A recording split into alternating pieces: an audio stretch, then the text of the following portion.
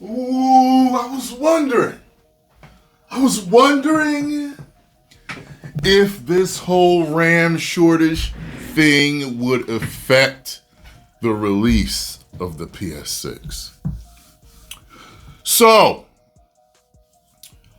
delayed till 2030, many are saying, because of this. As well as the next Xbox 2, and maybe other things. Because the way they're talking about these prices, I've seen several videos on these RAM prices and different things, and it's like, unless you've already stockpiled the RAM that you need for your next generation, yeah, it's going to up the price massively to what a gamer would, if they're used to paying $500-$600 for a console. There's no way they would want to pay $1,000, and I think it would totally destroy your campaign to sell consoles. Insider Gaming has learned that the ongoing price increase of RAM due to the rise of AI could delay the next generation of console releases. And I say, good! Who in the hell wants a new system right now? Like, we'd be like 1 year away, coming up soon. I've been saying it. It feels like we have not truly gotten into the PS5. Something about it feels half new. It doesn't, I would want it to start, at least, to feel like, can I get something? Like, I felt like that at the end of the PS4. I did. I felt like, yeah, it's time for something new. And the way they were amping it up, for me, literally, one of the main reasons, if not the main reason, that I bought a PS5 is the shorter load times. I cannot stand long load times. I hate it. And I grew up in the cartridge days when things are almost instant. You know what I'm saying? We first mentioned the rumor during our Insider Gaming Weekly episode on December 19th, where we mentioned that we had heard that there are already ongoing talks at high levels what the RAM availability could mean to the next generation.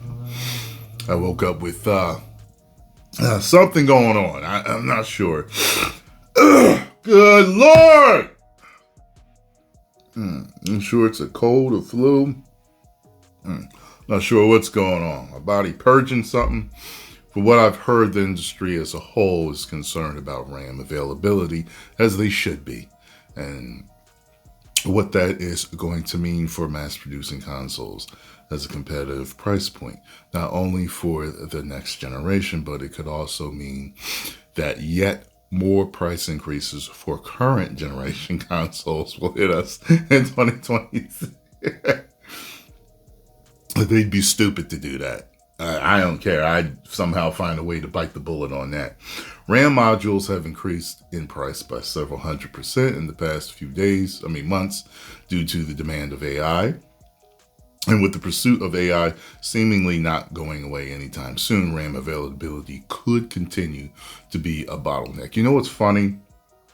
AI is affecting RAM, which is we know is going to affect console pricing. And it's also affected our power bills, okay? Electricity bills. I got this electricity bill, and as soon as I got it, I was like, something is wrong here. There's no way my electricity bill should be this high. And all of a sudden, I go online, and no. The first time I thought I was just using my air conditioner a little too much. So the next month, so that from then on, I told Scarlett, I was like, we only going to use it. I set down some rules for using it, right? So then when the bill came in the next time, it was still high, but a little lower. I'm like, what the hell is going on? That's when I went online. And all these people made videos about how high their power bills are. And then someone put out something, I don't know who it was, but it spread like wildfire, that all these AI facilities are popping up all over the country. And they use massive amounts of electricity. And they somehow spread the bill upon other consumers and the people. And people are like, what the hell? And, well, no. Excuse me, that's that corporation's building. I don't want to pay for that. They already do something like that in my community with the water. We actually pay a community water bill. They split it amongst us. Yeah.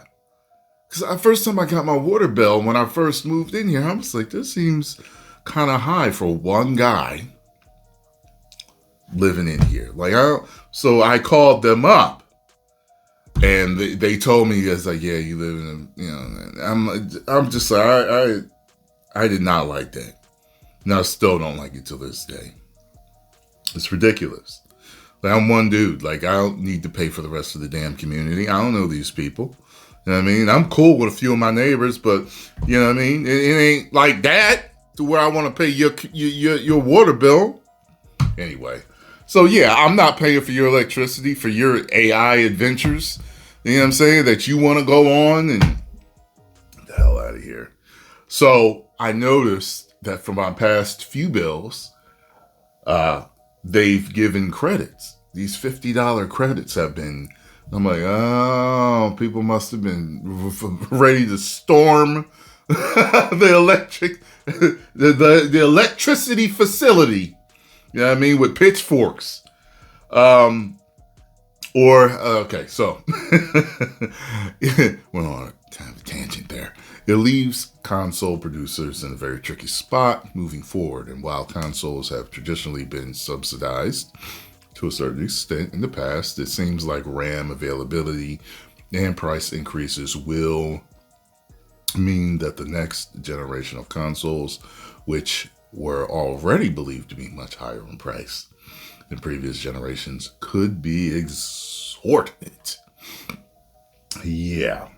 For what we understand, the situation has led console manufacturers to debate whether the next generation consoles should be delayed from their intended 2027 to 2028 release window. Listen, one thing that I heard a lot of when we heard that it was going to come in 2026 or 2027 or whatever,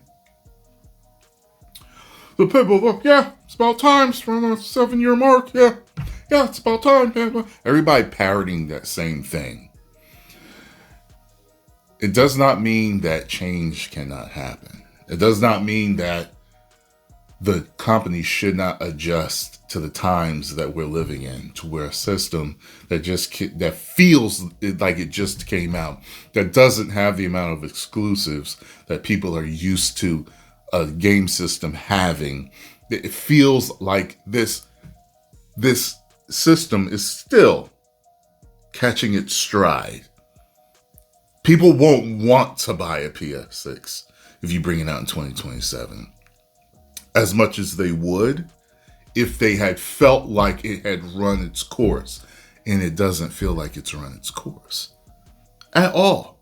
Especially the fact that each generation, the jump in technology, at least that you can see and hear, it's a smaller gap every single time. You know, so it's not worth it to people. It's just not worth it. The only reason why I would buy one is because I am a content creator that does this stuff. But if I were just a regular consumer, no. I'm the guy, it took me years to get a cell phone. It took me years after the flat screen came out to get one. And then after that, it took me, actually, no. Yeah.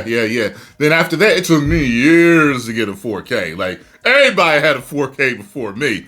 Everybody, you know what I'm saying? And I really only got it once I became a YouTuber and started gaming and stuff like that. That's when I got it. I'll never forget. I spent like 4K on a 4K. It was a curved LG 3D TV, and I still have it because I still like to watch 3D movies from time to time, but I still have it. It's got burn-in in it and everything, but the majority of the time you can't see it. But I got burn in it from gaming. I got burn in it from listening to certain YouTube videos, you know, the ones with the relaxing sounds. Yeah, burned it into my screen. So, but it took me years to do that. You know what I'm saying? It was a great investment. But there's plenty of people out there like me that will wait. Plenty of people. So I would delay it if I were you folks.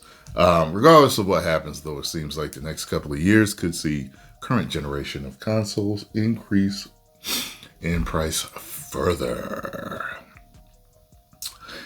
Yeah.